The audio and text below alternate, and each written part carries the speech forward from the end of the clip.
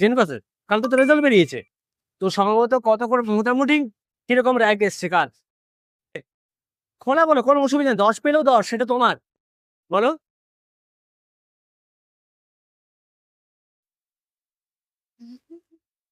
Second paper 2800, তার মানে second পেপারটা হয়তো আসতে পারে, কিন্তু বিএমএলটি তো করবে না, করবে জেনপাসে করবে। মূলত বিষয় শোনো, যারা যারা পরীক্ষা দিয়েছে সবারই মোটামুটি একটা নির্দিষ্ট র্যাঙ্ক কার্ড এসছে, নির্দিষ্ট র্যাঙ্ক এসছে, সেই অনুযায়ী তারা ভর্তি হবে। এখন বিষয় হচ্ছে যে আগামী বছরের তুলনায় এই বছরের কিভাবে কোশ্চেনের প্যাটার্ন চেঞ্জ হয়েছে সেটা তোমরা লক্ষ্য করেছো। একটু হলেও আপডেটেশন হচ্ছে, ঘুরিয়েছে প্রশ্ন। প্রশ্ন ঘোরাচ্ছে কেন? না, আমাকে নির্দিষ্ট একটা সিট ক্যাপাসিটি রয়েছে আমার, 1800 কি সামথিং এরকম সিট রয়েছে তোমাদের জেন পাসে দিচ্ছে।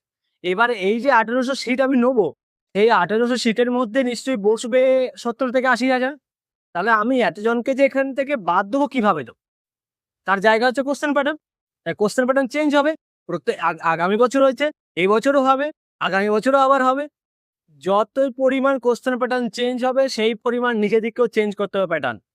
সেম প্যাটার্ন রাখলে হবে না, যে সেম প্যাটার্ন মানে কি 7টার সময় ঘুম থেকে উঠবো, রেডি হব, আবার এখানে চলে আসবো, সারাদিন এখানে গেল, আর এবার হেলতে দুলতে গিয়ে আমি বাড়িতে ঢুকলাম 6টার সময়, তারপর আবার একটু এপাশ ওপাশ ধপাস পড়ে গেলাম, ঘুমিয়ে পড়লাম।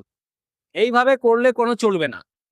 ভালো করে রেডি যদি রেডি হতেই হয় ভালো করে হও, যেন নেক্সট বার যেন আর ভুলে না বলতে লজ্জা হয় যে আমার কত হয়েছে, সবার সামনে যেন বলতে পারি।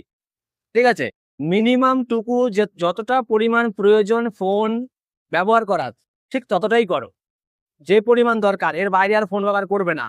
ভালো কথা বলছি, ওটাই সব থেকে বড় শত্রু এখন, ইনস্টাগ্রাম আর নিজের মুখ দেখা, মানে ফেসবুক, এটা সব থেকে বড় সমস্যা।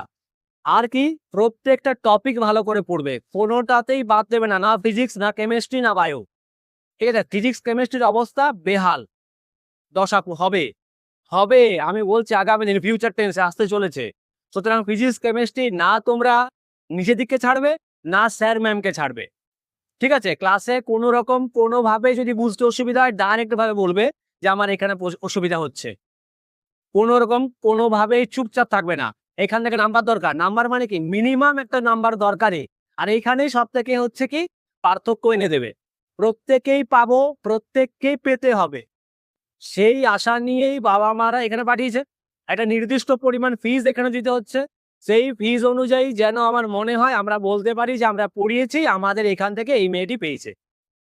ঠিক আছে, এই নিয়ে কোনো যেন দ্বিমত না হয়, বা এই নিয়ে মাথার মধ্যে যেন না ঘোরে আমরা আমাদের মতো চলি, বা আমার টাকা পয়সা দিচ্ছে তো কি হয়েছে, এই ধরনের কোনো চেষ্টা করবো আমরা প্রত্যেকটাতেই, সেইভাবেই এফোর্ট দেবো, সেইভাবে এগিয়ে যাব।